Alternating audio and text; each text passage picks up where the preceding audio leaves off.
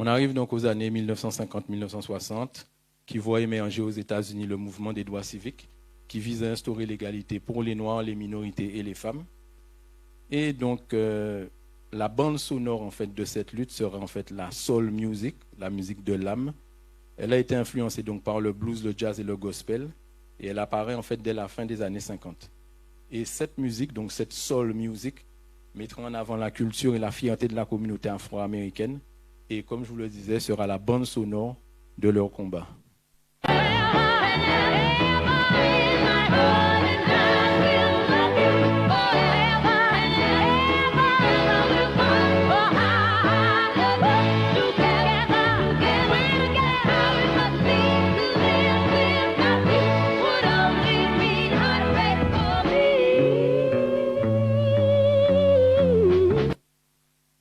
La fin des années 60 est tragique, je dirais, pour la communauté noire américaine, parce que la communauté noire américaine, en fait, perdra deux leaders, Malcolm X en 65, Martin Luther King en 68. En plus de ça, l'Amérique, en fait, à l'époque, est embourbée dans une guerre au Vietnam et en pleine ébullition avec une dégradation notable de la situation sociale et économique des citoyens noirs. Et c'est dans ce contexte de tension raciale qu'émerge le funk, créé dans les années 50. Cette musique, en apparence festive, apparaît alors comme un cri de contestation et de libération. Et là, je pense en fait à James Brown, I'm Black and I'm Proud, noir et fier. 1, 2, 3, 4, put your pants up, say it loud. I'm black and I'm proud. Say it loud. I'm black and I'm proud. Say it loud. I'm black and I'm proud. Oh Lord, say it loud. I'm black and I'm proud. On arrive dans les années 1970. Alors, dans les ghettos new-yorkais, il faut savoir que dans les ghettos new-yorkais, jusqu'à maintenant, il y a une grande communauté caribéenne, barbadiens, trinidadiens, jamaïcains. Et donc, ils organisent en fait ce qu'on appelle des block parties, donc à l'image des sound systems en Jamaïque. C'est-à-dire qu'en fait, on bloque une rue, on demande aux gens de payer quelques dollars, on branche la sono sur les lampadaires, donc sur l'électricité de la commune ou de la ville, et on invite un DJ qui passe de la musique. Sauf que très rapidement, les organisateurs sont déçus parce qu'ils réalisent qu'en fait les gens viennent, mais ils regardent en fait juste les DJ, mais ils ne s'amusent pas. Du coup, ils font appel à un MC, maître de cérémonie ou master of ceremony, qui au départ sera payé pour venir chauffer la foule, donc en balançant des onomatopées, etc. Sauf que au fur et à mesure, le MC en fait va créer en fait des textes et lui deviendra le rappeur. Donc du coup, le rappeur et le DJ et le rap est né. Et c'est en 1979 que le monde en fait découvre le rap avec le tube Rapper's Delight des Sugar Hill Gang. Here's Wonder Mike, Hank, and Master G, the Sugar Hill Gang. The hippie to the hip hip hop, you don't stop. Rock it out, baby, rubber to the boogity bang bang, the boogie to the boogity beat. Now what you hear is not a test. I'm rapping to the beat, and me, the groove, and my friends are gonna try to make. Début des années 1980, le rap en fait devient une véritable dénonciation de la tiers-mondialisation des ghettos sous l'administration Reagan. C'est-à-dire qu'en 81, Ronald Reagan devient président des États-Unis. Les républicains reviennent au pouvoir, le fossé économique se creuse, les pauvres s'appauvrissent, les riches s'enrichissent, et le système de ghetto, bien entendu, comme d'habitude, ce sont les Noirs en fait qui sont les premiers concernés par ce type de crise. Et donc, en fait, le système de ghetto s'intensifie aux États-Unis. Et là, en fait, en 1982, vous avez en fait un morceau, The Message, par Grandmaster Flash et The Furious Five, qui est le premier morceau qui sera politiquement et socialement engagé et qui est, en fait, en gros, c'est le récit d'un habitant du Bronx qui dénonce, en fait, son quotidien et ses combats.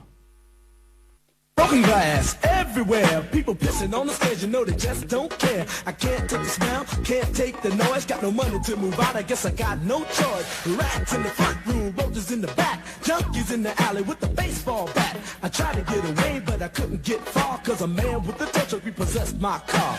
Don't push me, cause I'm close to the edge. I'm trying not to lose. lose my head. It's like a jungle sometimes. It makes me wonder how I keep from going under. Le rap, en fait, quitte New York, traverse les États-Unis et arrive sur la côte Est. Et en 1988, sous l'influence des NWA, Niggas with Attitude, Ice Cube, Eazy-E, le gangsta rap fait son apparition. Et ce gangsta rap, en fait, décrira le quotidien sombre de la rue.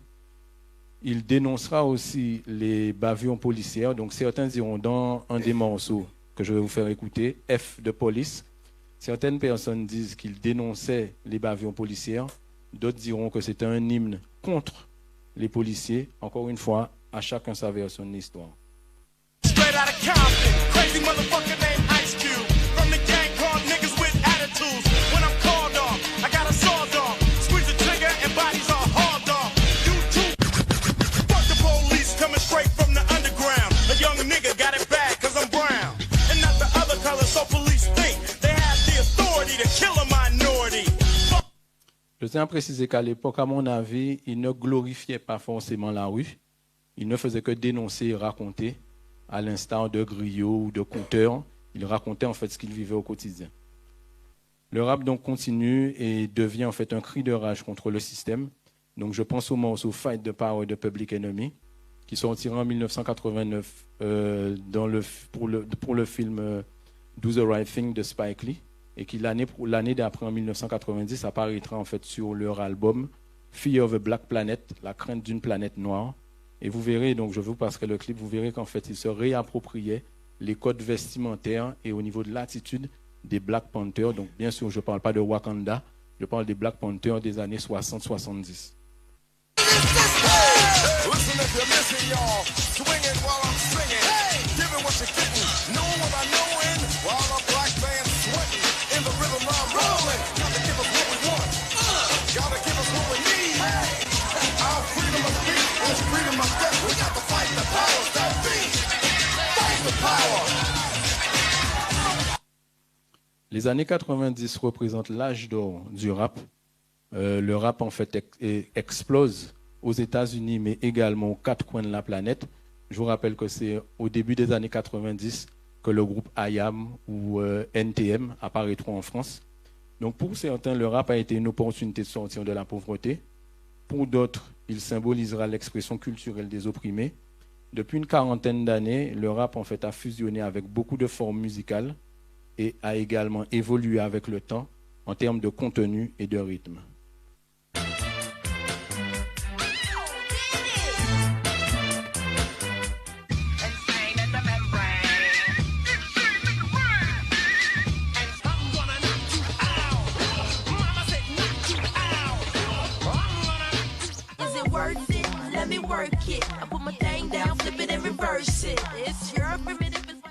I'm sorry, Miss Jackson.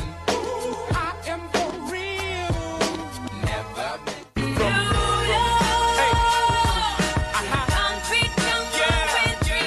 Where they put they Mac down, give me love. Pack it up, pack it in, let me begin. I can't know when battle me, that's a sin. I won't ever slack up. Da da da da da.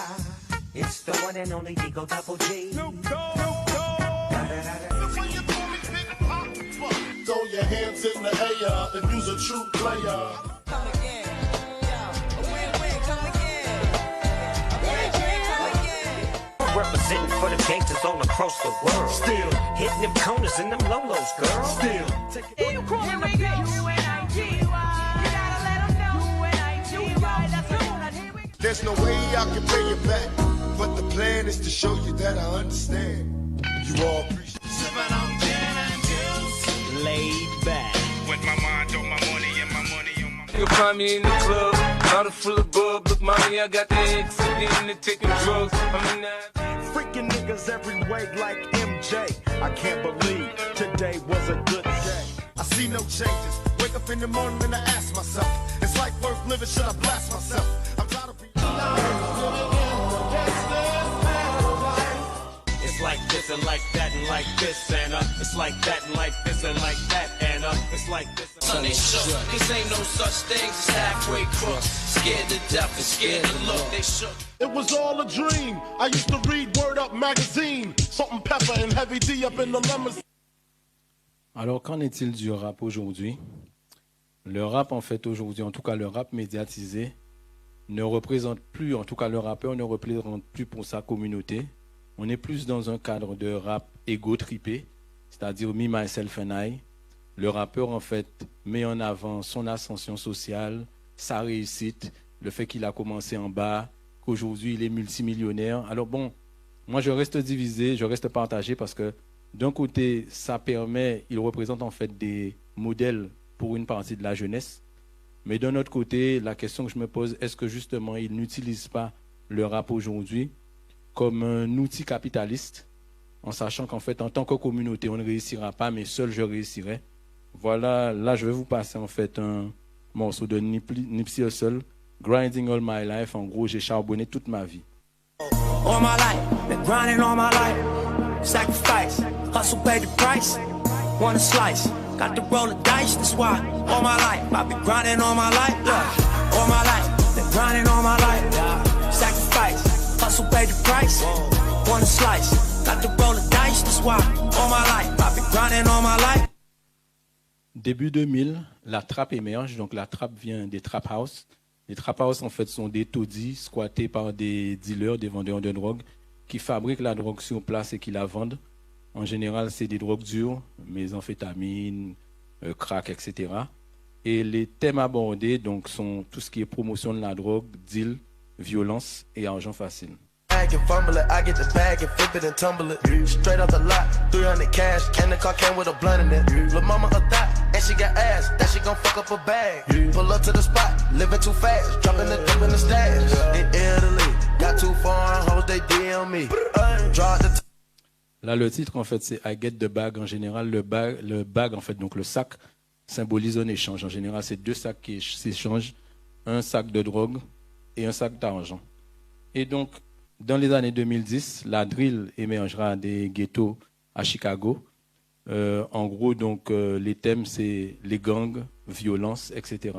Alors, juste un petit point. Effectivement, la drill, en fait, est un sous-genre du rap. Certains disent, en fait, que ce serait l'enfant ou le fils ou la fille du gangsta rap.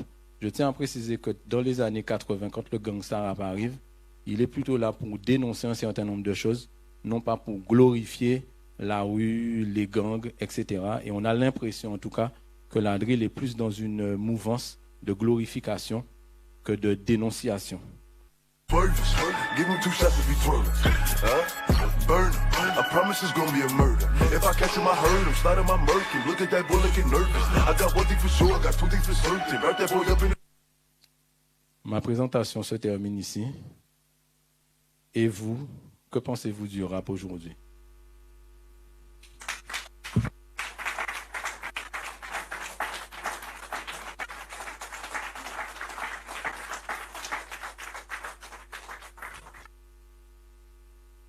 Je pense qu'on va vous passer des micros. N'hésitez pas à poser des questions. Je ne sais pas où est le deuxième micro. Ok, c'est Thierry. Ok, est-ce que quelqu'un a une question ou des questions? Pas que sur le rap, hein. Ce que vous voulez, en fait. Ah, il y a madame, juste là, enfin.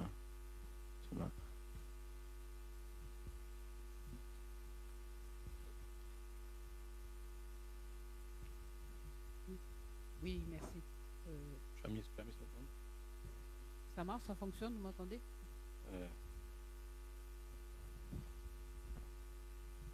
Sinon, je lui passe mon micro. Allez-y.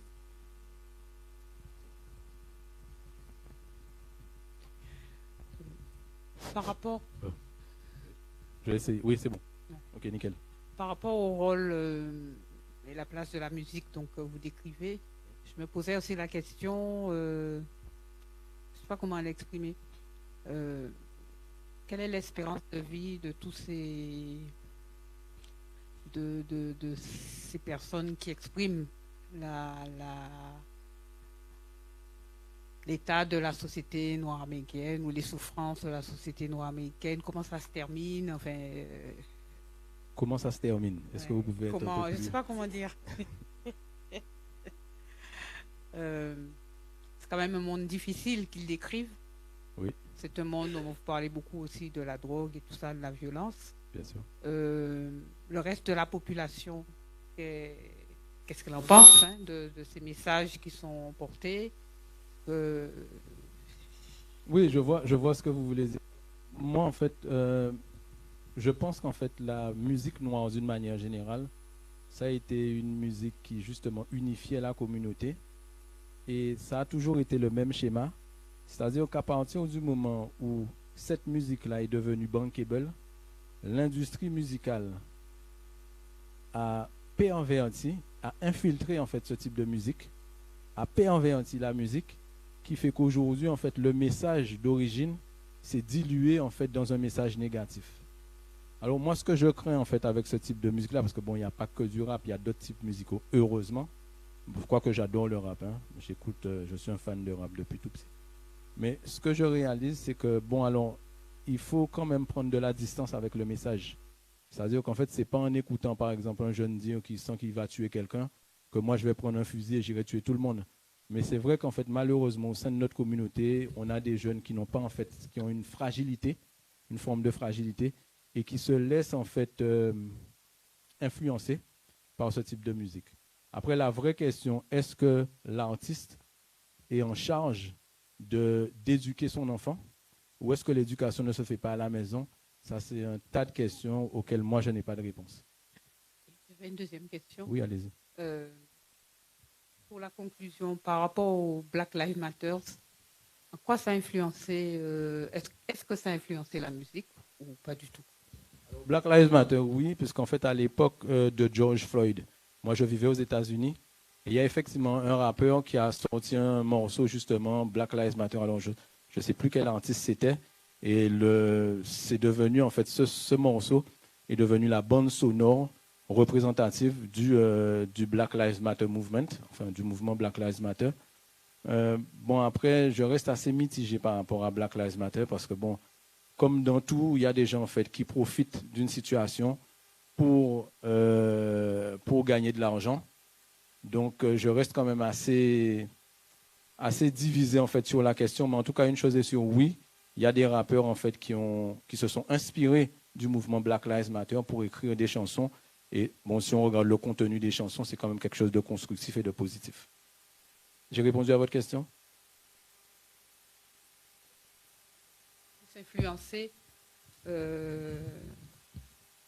la musique d'aujourd'hui.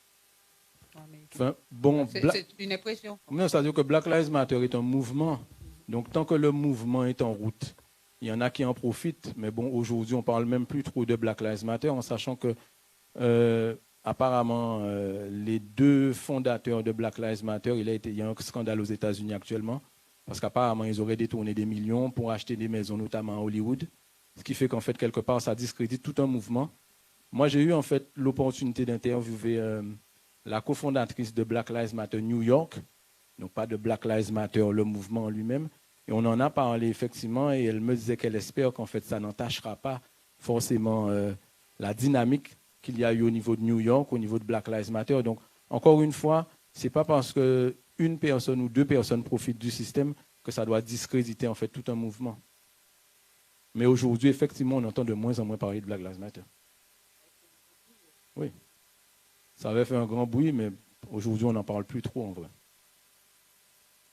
Est-ce que vous avez d'autres questions, messieurs, dames? Oui. Oui. Merci pour cette présentation. Merci. J'ai l'impression, au départ, on voit qu'il y a l'art qui dénonce une situation d'injustice créée par le capitalisme à une évolution de l'art vers la compréhension du capitalisme. Et donc, on peut se poser la question, quelle évolution pour l'art noir américain compte tenu de cela? Alors, il faut savoir que, bon, tout est géré par le dollar. Aux États-Unis, de toute façon, le dollar, le billet de $1, il est marqué dessus « In God we trust », nous croyons en Dieu. Donc, bon, tout est mené par le dollar. Et comme je vous disais, en fait, à un moment ou un autre, on se laisse en fait, l'art en fait est infiltré. Alors, je vous donne juste un exemple. Alors, ça n'a rien à voir avec le rap, mais bon, il y a peut-être 3 semaines de ça, je suis parti en Dominique avec un groupe d'étudiants et j'ai eu l'opportunité d'interviewer Derek Peters, qui est en fait l'ancien chanteur du groupe, alors je ne me souviens plus exactement du nom du groupe, WCK, et c'est lui en fait qui a créé le bouillon. Le bouillon vient de lui. Si ça vous intéresse, l'entretien entier dure une dizaine de minutes et sur ma page YouTube, Pascal Archimède YouTube. Et donc il m'explique qu'en fait à l'époque, en 88, quand il crée le bouillon justement parce qu'il est dans une phase Rasta, consciousness. Il écoute beaucoup de sons de la Motown, beaucoup de sons africains, et il crée en fait le bouillon pour créer en fait une espèce de dynamique intergénérationnelle et pour dans une logique en fait de conscience. Sauf qu'aujourd'hui en fait, alors je dis ouais mais bon, aujourd'hui bon, le bouillon est loin de ce que tu as voulu inventer. Et c'est lui en fait qui m'explique que malheureusement bon le monde, l'industrie musicale, comme il me l'a dit, je répète mot pour mot ce qu'il m'a dit, is a funny place, c'est un endroit assez bizarre. Et justement, en fait, il m'explique à la fin de l'entretien que vous avez en fait des gens qui ont infiltré le mouvement bouillon et qui l'ont perverti. Et le résultat, il est là. Mais lui, en tant qu'artiste, il m'explique qu'en fait, il y a des artistes qui sont là pour véhiculer des messages. Et il y a ce qu'on appelle des entertainers, des gens qui sont là pour divertir, mais eux qui sont régis en fait par le mouvement capitaliste et qui sont là pour l'argent. Donc, ils ne sont pas là forcément pour la postérité, pour laisser des messages positifs à la jeunesse qui vient derrière. Eux, ils sont là juste pour ramasser du cash. J'ai répondu à votre question? Oui, c'est ça, exactement. Vous avez d'autres questions, monsieur? Oui. Bonsoir. Bonsoir et merci pour ton livre. Merci. Parce que ça correspond, c'est un livre qui sera important pour les mamans qui éduquent des jeunes, qui se posent plein de questions par rapport au mouvement rap, par rapport à l'écoute du rap. Quand j'ai abordé ce thème-là avec mon fils il y a plus de 10 ans, il suivait un dessin animé, un animé qui s'appelait The Boondog. Okay. Et dans l'un des épisodes, on voyait Martin Luther King, qui n'était pas mort en fait, mais qui se réveillait d'un long coma. Okay. Et qui se retrouvait à Harlem.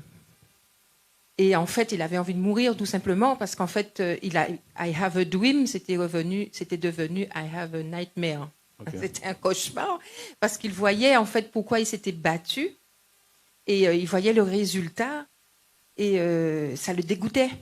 Donc ça pose des questions fondamentales et je pense que notre jeunesse doit se poser ces questions-là parce que nous, on a eu la chance d'avoir des rappeurs ici qui ont été se soucher dans le gros cas et qui ont pu produire des choses différentes des États-Unis. Parce que même si la musique noire a toujours été émancipatrice et vient effectivement des mêmes racines que nous, mais nous, on a su garder un côté plus roots et on a été moins s'entraîner par l'argent, puisque la musique en Guadeloupe, il n'y a pas d'argent, il ne faut pas se mentir. Tandis que eux, l'envoler vers le capitalisme et vers les gros sous, ça les a entraînés plus rapidement vers... ils ont perdu la substance, ils ont perdu le combat pour simplement l'argent. Et toutes les formes d'argent, en fait, il n'y a pas d'argent sale chez eux, c'est l'argent pour l'argent, c'est l'argent Dieu. Tandis que nous, on a eu la chance d'avoir le gros cas derrière, d'avoir une conscientisation, un travail que les parents ont fait. Et moi, je me rappelle, pour expliquer justement le rap et la mouvance rap à mes enfants, je leur parlais des griots, je leur disais le griot, je leur parlais d'Afrika Bambaataa, de ce qu'il avait ramené dans les ghettos dans les années 70, qui avait donné non seulement naissance à la musique, mais aussi aux danses rap, qui étaient inspirées des danses africaines. C'était un retour, c'est important. Et je faisais le parallèle avec le gros cas.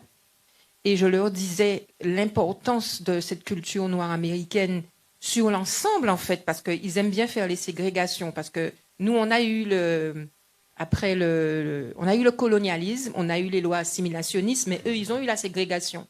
Les Américains, les Anglo-Saxons aiment bien mettre les gens dans des boîtes, dans des cases. Et ils ont eu la force, la musique émancipatrice noire a pété, en fait, les barrières. Je pense à quelqu'un auquel je fais référence souvent qui s'appelle Cap Calloway, qui, malgré qu'il se produisait au Cotton Club et que lui-même n'avait pas le droit d'utiliser les toilettes du Cotton Club, mais les 2 premiers rangs de ces spectacles, c'était d'un côté de la salle les dessinateurs de Disney et de l'autre côté de la salle les dessinateurs de Tex Avery qui lui piquaient donc ses danses, qui lui piquaient ses mouvements, qui lui piquaient ses expressions de voix pour les reporter dans les toons qu'on aimait, tous les cartoons. C'était du Cap Calloway, c'était du Dizzy Gillespie, c'était nous en fait qu'on voyait dans les toons. Et on ne se rendait pas compte, puisqu'ils avaient blanchi les personnages, qu'en fait ils avaient tout piqué.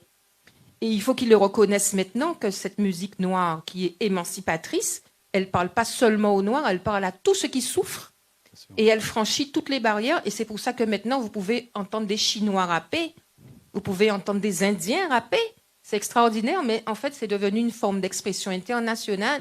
Et c'est peut-être ça qui va redonner les lettres de noblesse au rap sous une nouvelle forme. Ça veut dire que l'espoir qui a été porté par eux à l'époque n'est pas mort. Il a voyagé. Et il faut qu'ils retournent chez eux pour tuer cette histoire de capitalisme à outrance qui pourrit tout, en fait. Voilà, c'est ce que je voulais dire. Ok. Oui. Merci. Hein. Merci. Merci pour la conférence et aussi pour le livre. Effectivement, il y a un message effectivement à faire passer.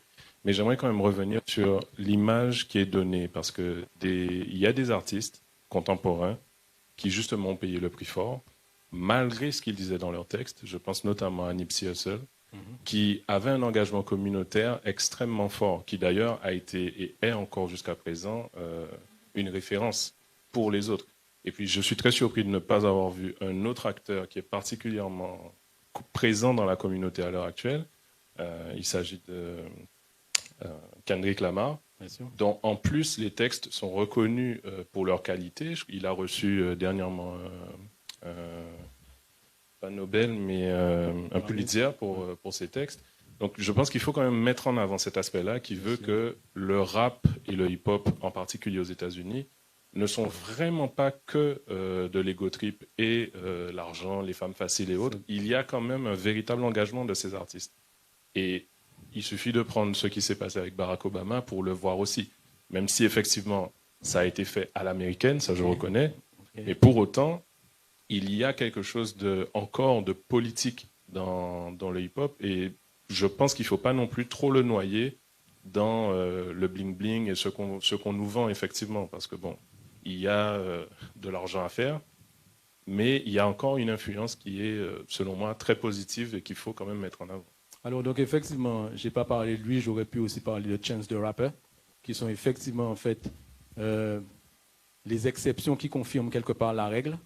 Parce qu'effectivement, ce sont des gens qui travaillent et qui travaillent justement à continuer à propager des messages positifs. Ce sont des gens, en fait, très intelligents qui travaillent en indépendant. C'est vrai qu'il faut le dire, mais le problème qui se passe, c'est qu'en fait, ils se noient dans un océan de ce que je viens de décrire. Qu'on le veuille ou pas, c'est comme ça. Et encore une fois, je tiens à préciser, là, je parle en fait du rap médiatisé. Parce qu'il existe effectivement un rap underground qu'on ne veut pas entendre ou qu'on ne veut pas faire entendre et que l'industrie musicale essaie de noyer. Qu'on le veuille ou pas. Alors aujourd'hui, effectivement, quand on discute avec les radios vous disent oui, mais c'est ce que les gens demandent. Si demain matin, un restaurant et je ne vends que des pâtes, vous viendrez me demander du riz, moi je ne vends que des pâtes. À un moment ou un autre, il va falloir que vous mangez des pâtes, ou sinon vous ne venez pas dans mon restaurant. Est-ce que justement les radios sont prêtes à le faire, en sachant qu'on sait que les majors souvent achètent des espaces publicitaires à ces radios pour placer leur poulain? Encore une fois, ça arrive souvent, et je pense que ça vous est déjà arrivé, d'entendre un morceau, vous dites « Waouh, mais c'est vraiment naze, quoi ». Et ensuite, dans la journée, vous l'avez entendu 3-4 fois, et le lendemain, vous fredonnez la chanson, et le surlendemain, vous chantez la chanson, parce qu'en fait, eux ont compris l'impact de la musique sur notre cerveau. Alors, je reviens à autre chose, hein, et je vous repasse la parole. Dans mon premier ouvrage, justement, je parlais, en fait, c'était une méthode d'apprentissage des langues à partir de la musique. Et j'ai fait en fait des recherches sur le cerveau et la musique. Il faut savoir que d'une manière générale, l'hémisphère gauche et l'hémisphère droit sont constamment en conflit. À partir du moment où la musique apparaît, c'est juste un des rares moments où l'hémisphère gauche et l'hémisphère droit sont en connexion. Et c'est à ce moment-là qu'il faut balancer du message. C'est à ce moment-là que j'enseigne l'anglais, etc., etc. Et je pense que les publicitaires l'ont compris. Parce que vous entendez un morceau et le numéro de téléphone vous vient directement à l'esprit. Et l'industrie de la musique l'a compris également, qu'on peut manipuler, que la musique est un instrument et qu'on peut l'utiliser pour manipuler comme on le veut.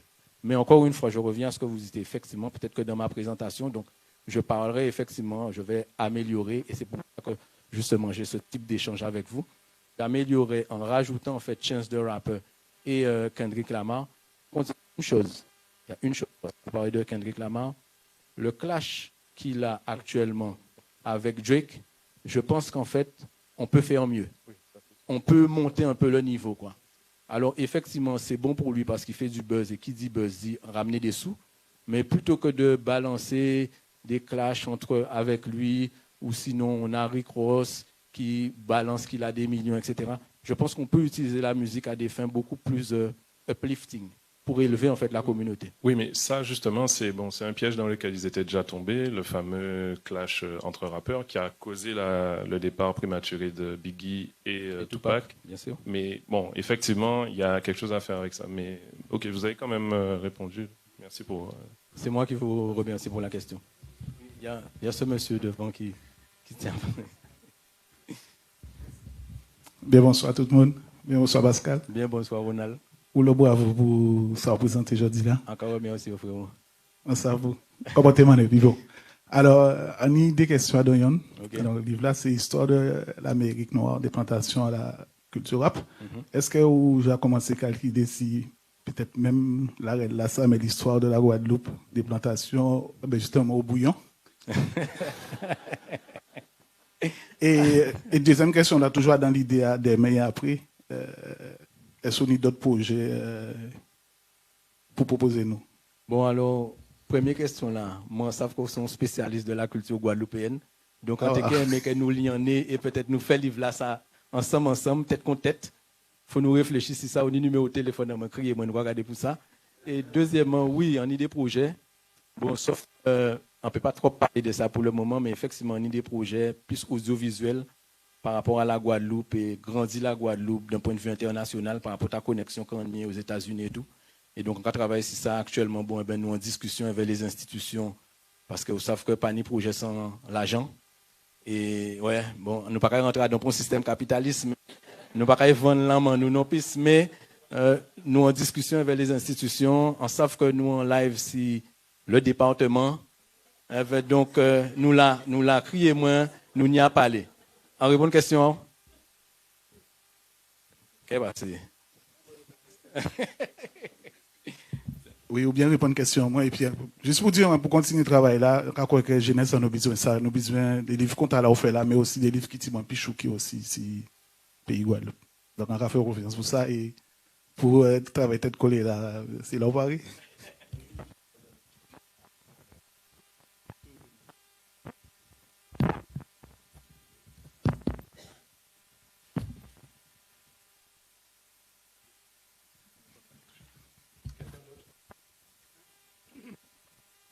Oui, bonsoir et merci pour tout ce que vous avez dit.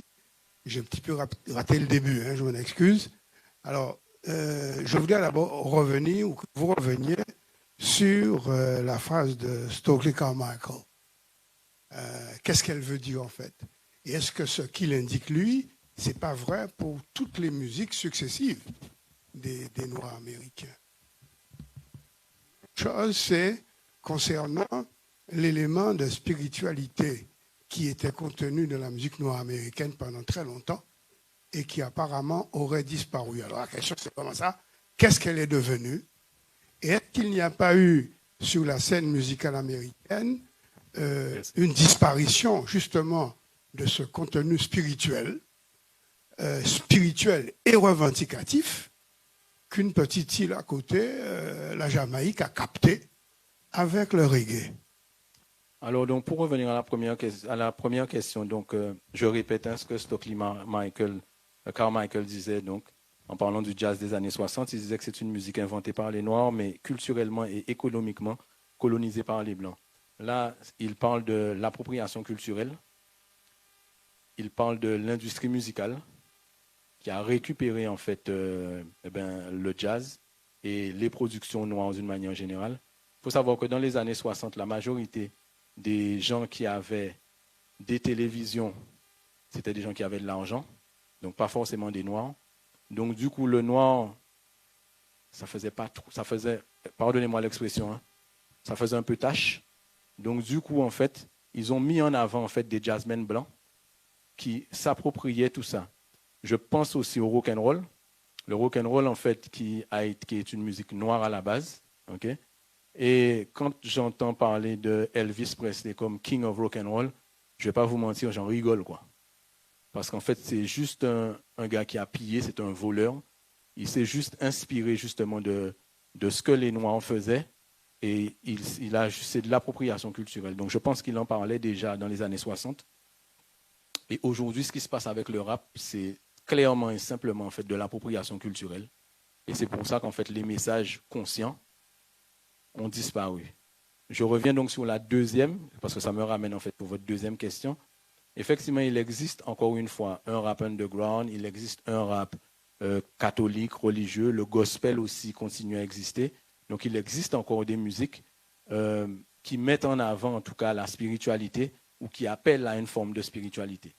Ça existe toujours, mais ce ne sera pas au rayon, quand vous irez à la FNAC, ce ne sera pas au rayon rap commercial, ce sera plus rayon gospel, etc. Mais ça existe toujours, effectivement. On continuera à utiliser la musique pour atteindre le plus haut. Et justement, vous parlez justement de spiritualité. Quand j'ai fait une recherche sur la musique, en fait, on ne sait pas d'où vient la musique.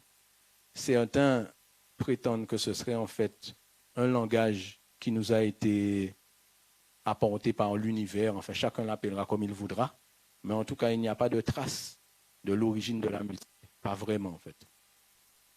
Donc, la musique continuera à véhiculer des messages positifs, une forme de spiritualité. Après, c'est la façon dont on l'utilise. Est-ce que j'ai répondu à votre question?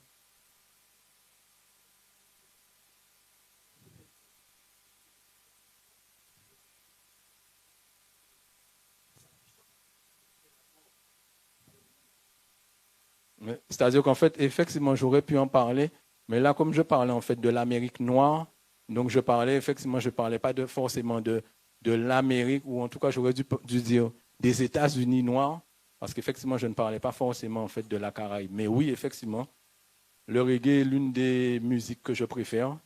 C'est ce que j'écoute effectivement, et spirituellement, ça m'élève. Donc, mais bon, ça pourrait être dans la continuité du travail avec M. Ronald. On pourrait effectivement, Ronald, faire quelque chose autour de la Caraïbe anglophone et effectivement le reggae en ferait partie.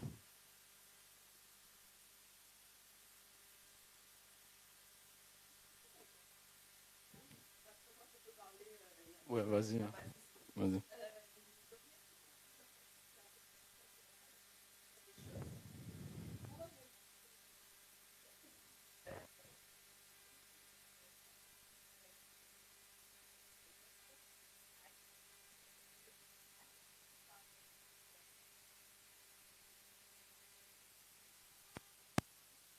Il y a des artistes qui sont restés du côté religieux, comme Mahalia Jackson, et Aretha Franklin, elle est allée un petit peu plus vers le tout public. Mais dans le gospel actuel, comme Kurt Franklin, qui est dans le gospel, fait aussi des feats avec des rappeurs américains. Donc quelque part, le message conscient est toujours là avec le rap. Donc il y a un lien entre les deux. C'est ça. Comme je disais, en fait, tout dépend de la façon dont on utilise en fait cette musique. Oui, allez. Oui. Excusez-moi. Bonjour. Moi, j'ai une première question. Du coup, tout à l'heure, vous fonctionne ? Vous disiez Ok, c'est bon. que vous n'avez pas parlé du rock'n'roll alors que c'est une musique noire. Oui. Pourquoi ? Et parallèlement, également, vous n'avez pas parlé de la techno alors que c'est une musique noire qui parlait du coup d'un climat industriel d'automatisation des tâches à Détroit notamment. Donc, pourquoi est-ce que vous avez fait ce choix-là ? Est-ce que c'est parce que vous considérez que ces deux musiques-là ne portaient pas de discours ? Je ne sais pas. Et concernant le rap, aujourd'hui, il y a quand même une forte féminisation du rap et des artistes qui portent peut-être un discours, alors qui est peut-être moins lisible, mais en tout cas sur l'émancipation des femmes, sur le fait de devoir porter manœuvre, etc. Je pense que c'est quand même important de pouvoir le dire, qu'il y a quand même des discours aujourd'hui dans le rap qui sont peut-être moins lisibles, ou en tout cas plus faits de la même façon qu'avant. Voilà.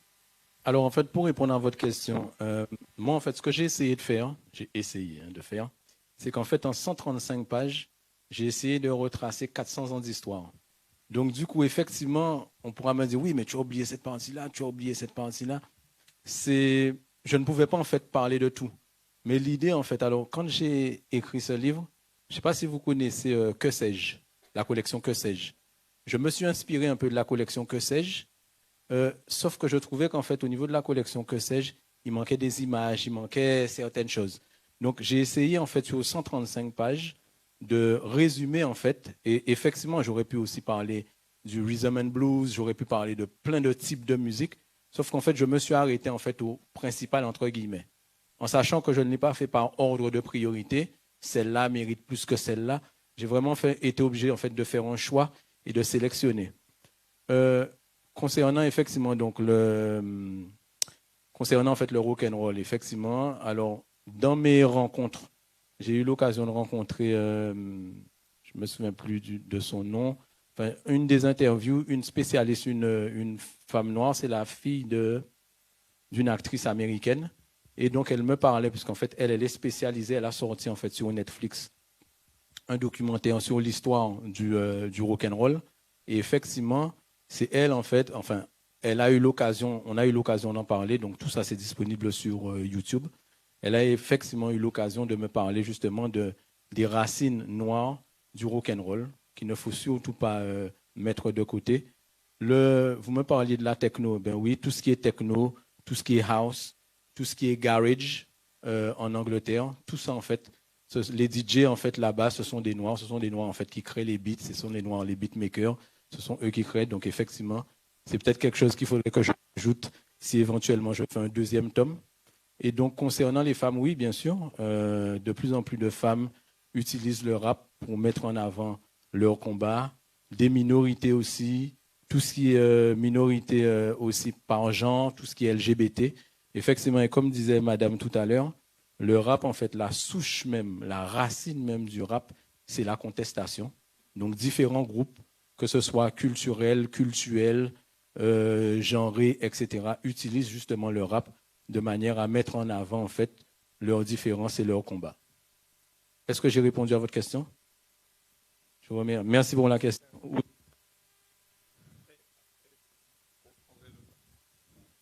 Alors, déjà, Pascal, félicitations pour ton livre, pour ton travail et ta carrière. Je te remercie, oui. Et est-ce que tu peux nous dire comment, toi, personnellement, comment tu es rentré, comment tu es tombé dedans, comment tu es tombé dans le rap?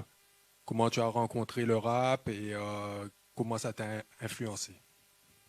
Ben, déjà, comme beaucoup d'entre nous, HIP, Sydney, que j'ai eu la chance d'interviewer et que je cite en fait dans le livre.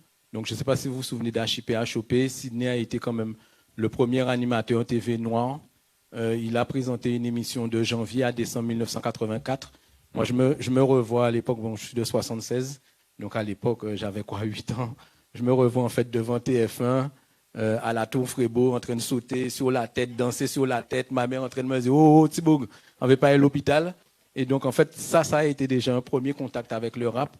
Et puis effectivement, bon, au fur et à mesure, après l'émission, le rap est devenu un peu plus underground, mais à l'époque, on avait des cassettes, on avait des cassettes à notre disposition. Donc j'ai jamais vraiment lâché le rap. Et effectivement, j'ai continué en fait à observer l'évolution du rap au fur et à mesure. Et c'est vrai que c'est après en fait mes études, enfin en tout cas lors de mon master en Martinique, que je me suis vraiment intéressé à la question et que j'ai mis en fait en lien le rap et les autres musiques noires d'avant.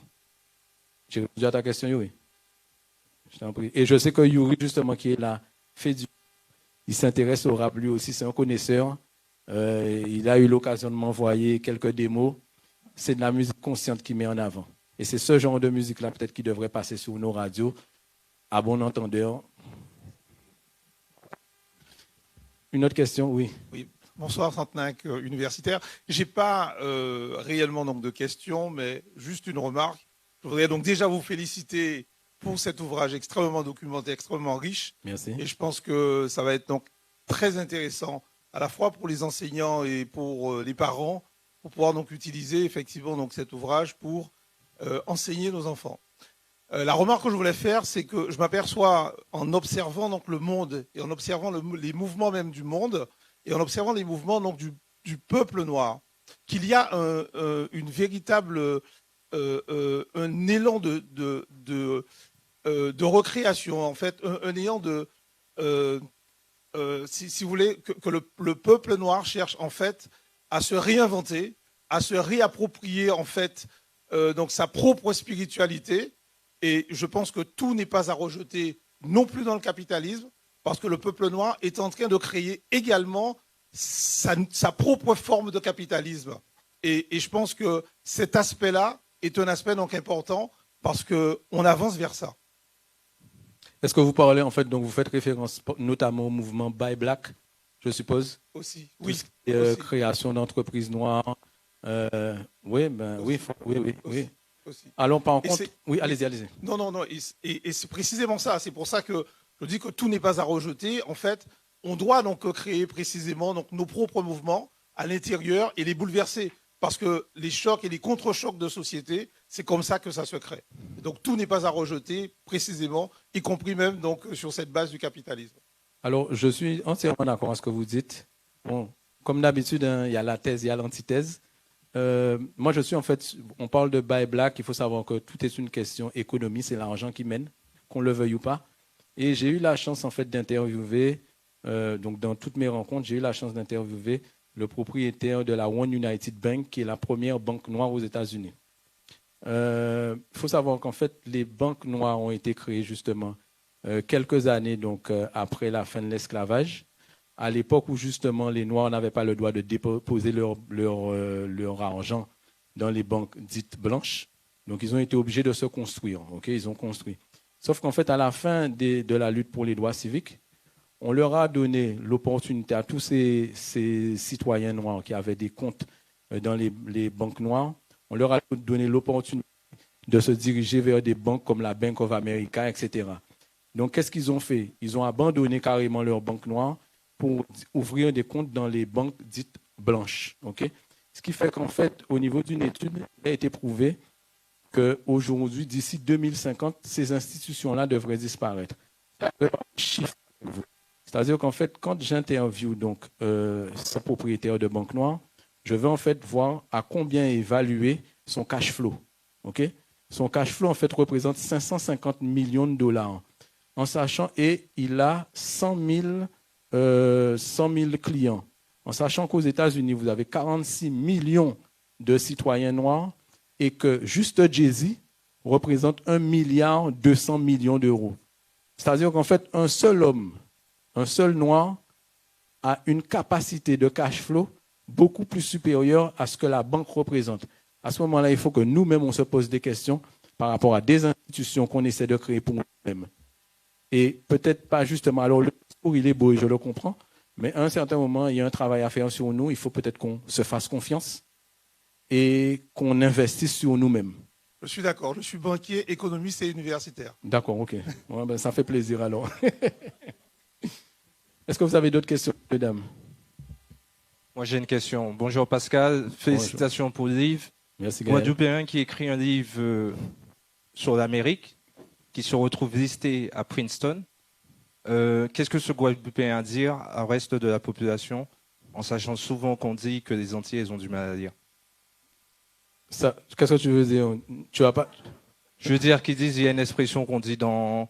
Sous bizin caché en bitin, c'est caché en bitin pour nègre dans le livre, quoi. Oui, mais je pense que ça ne concerne personne ici, enfin, j'espère. Oui, mais je sais, mais justement, concernant la population, pour toucher le plus grand nombre de personnes, puisque tu as pu toucher les États-Unis, comment tu amènes l'approche pédagogique? Est-ce que tu as l'intention d'aller faire le tour des écoles? Est-ce que tu as l'intention de découvrir plus de partenariats, tourner autour de la Caraïbe? Quelles sont tes intentions, en fait, pour emmener l'aspect pédagogique autour de ton livre qui a eu un succès aux États-Unis? Enfin, alors le livre, effectivement, comme tu le disais, Gaël, le livre, en fait, il est sorti il y a 6 ans. il a une vie. Aujourd'hui, donc effectivement, la Guadeloupe découvre, enfin une partie de la Guadeloupe découvre le livre. Et puis j'ai envie de dire qu'en fait, la réponse, en fait, c'est vous qui l'avez, hein, parce qu'en fait, c'est vous qui en parlerez, le conseillerez. Vous savez bien que ici les médias, ça fonctionne, mais le vrai média, en fait, c'est le bouche à oreille. Donc à la limite, j'ai presque envie de vous dire, partez en paix et racontez l'expérience que vous avez eue ce soir, parlez du livre. Vous serez en fait mes commerciaux. J'ai presque envie de dire ça. Est-ce que j'ai répondu à ta question, Gaël? En fait, là, tout à fait, c'était la réponse à laquelle j'attendais. Merci beaucoup. Je te remercie pour la question, Gaël. Donc tout le monde a acheté des livres ici ce soir, c'est ça? Ça, je ne sais pas. Je ne sais pas.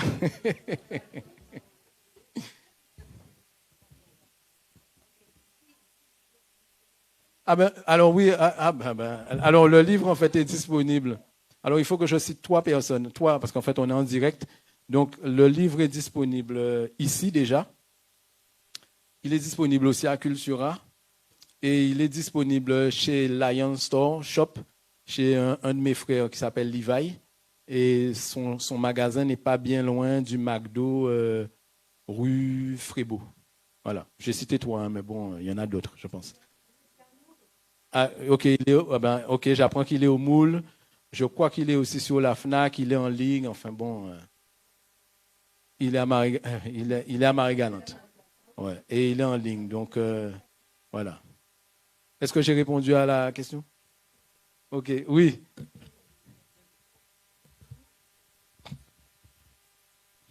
Premièrement, félicitations. Merci, Alain. Ma question, c'était pour savoir, est-ce que l'individualisme dans la communauté noire, c'est ce qui tue cette communauté comparé aux autres communautés? Alors ça, c'est une excellente question qui vient justement d'un jeune, Alan, qui nous demande est-ce que justement l'individualisme n'est pas à l'origine, ne tue pas le communautarisme en fait qu'on avait peut-être créé à l'ancienne. Est-ce que quelqu'un souhaiterait lui répondre? C'est aussi ça, hein, c'est pas juste moi. Hein, il vient de poser une question, je pense que c'est pas qu'à moi qu'il pose la question. Vous avez un jeune qui nous pose la question, est-ce que justement l'individualisme n'est pas quelque chose qui notre communauté? Je vais tenter de répondre. Lorsque j'étais petite, on était élevés en Guadeloupe dans des lacous. Donc c'était plusieurs maisons. C'était pas des maisons de riches, hein, c'était des petites cases. Vous aviez beaucoup de mamans seules et puis vous aviez des papas qui partaient aussi travailler des fois loin. Et les femmes guadeloupéennes avaient créé une espèce d'entraide. Lorsque l'une d'entre elles partait travailler, les voisines surveillaient tous les enfants, sans distinction de nom de famille, d'âge, etc. Et on avait comme ça des grandes sœurs, des gens qu'on considérait comme des grandes sœurs. On savait qu'on pouvait s'endormir chez n'importe quelle voisine, qu'on allait manger, qu'on allait se lever. Il y avait une éducation en commun et ça ressemblait beaucoup à ce que l'Afrique nous avait laissé en fait. Et c'est depuis que les gens ont eu accès à une certaine aisance financière, bon, je vais le dire, le fonctionnariat est arrivé, une génération donc qui est partie au but nuit d'homme, qui est revenue, que le tissu social guadeloupéen s'est défait et qu'on a été récupérer des messes et l'habitude qui ne sont pas les nôtres. Et les gens maintenant, quand ils sont à la campagne, ils sont derrière leur clôture, derrière leurs barrières, avec leur portail automatique et leur clé de voiture. Ils ne se regardent plus, même à l'intérieur des familles. On a l'impression que c'est l'apartheid social, alors que ça n'existait pas dans notre enfance. On ne savait pas qui avait quoi, qui avait de l'argent. On savait qu'il y avait à manger pour tout le monde. Et mon arrière-grand-mère, par exemple, j'ai appris de la part de quelqu'un que je ne connaissais pas, qui m'a rencontré par hasard, qu'elle nourrissait les enfants du quartier avec des patates qu'elle mettait sous un feu et qu'elle leur donnait du lait de vache. Elle ne connaissait pas leur nom ni quoi que ce soit. Et il me dit, mais c'est ça qui nous fait nom. Donc ça existait chez nous.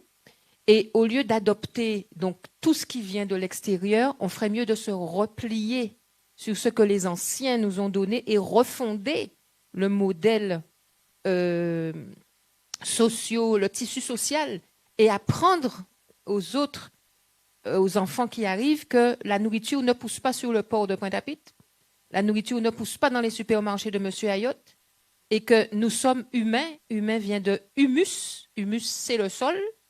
Et qu'il faudra bien qu'on se salisse les mains pour refonder tout ça. Voilà.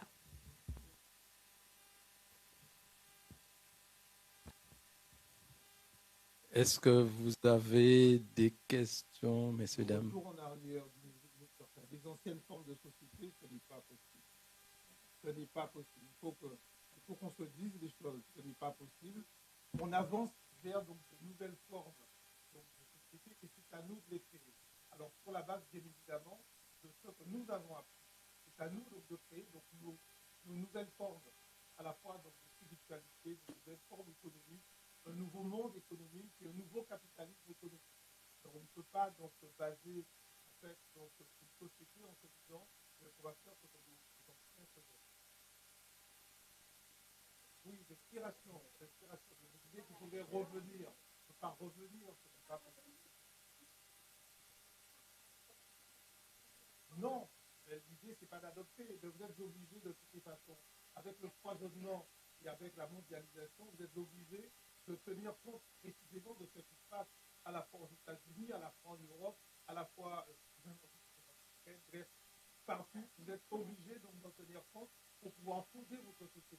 Mais ce qui est important, c'est précisément à la fois vos bases et ce que vous mettez dedans. Précisément.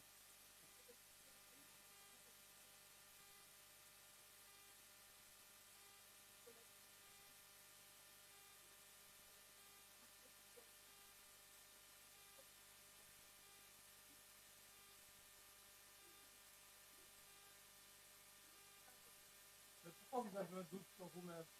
Vous savez qu'est-ce que vous êtes vous, et vous devez donc continuer à créer quelque chose.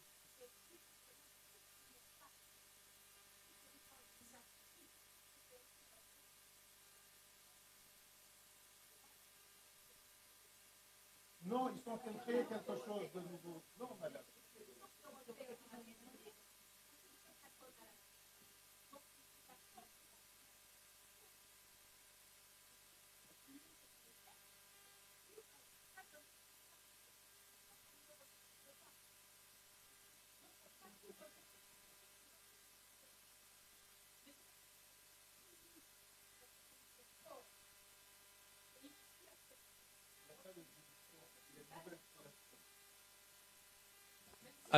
Alors, juste une chose. Alors, comme les Anglais disent, we need to agree to disagree. Il faut qu'on soit d'accord à ne pas être d'accord. Alors, moi, je coupe la poire en deux et je vais citer Chris Garvey qui disait qu'un peuple ignorant de son histoire, de sa culture et de ses origines est comme un arbre sans racines. Et justement, à travers le travail que je mets en avant, notamment avec le média Nofi, on essaie justement de réenraciner autant nous-mêmes que notre jeunesse, de manière à ce qu'on ne fasse pas, qu'on continue à avancer en ne faisant pas les erreurs des anciens ou en tout cas en faisant d'autres erreurs, parce que de toute façon nous sommes humains, donc nous sommes amenés à faire des erreurs. Mais l'idée en fait c'est d'être conscient en fait de qui on est et pour pouvoir éventuellement se donner une nouvelle direction. Alors je ne sais pas si j'ai répondu à vos questions, mais comme disent les Anglais, we need to agree to disagree.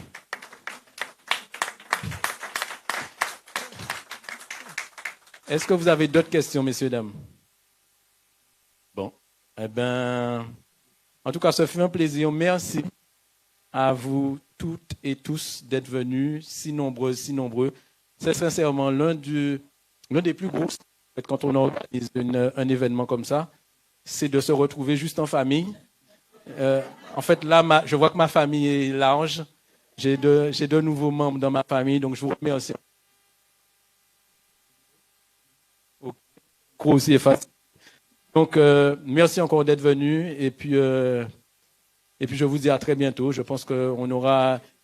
Comme je vous disais, j'ai d'autres projets, plus dans l'audiovisuel, qui, je pense, vous intéressera aussi, autant que le livre, voire même encore plus excitant, puisque c'est carrément la reconnaissance de la Guadeloupe à un niveau international. Et donc, je vous revois très bientôt. Merci encore. Et vous pouvez vous applaudir.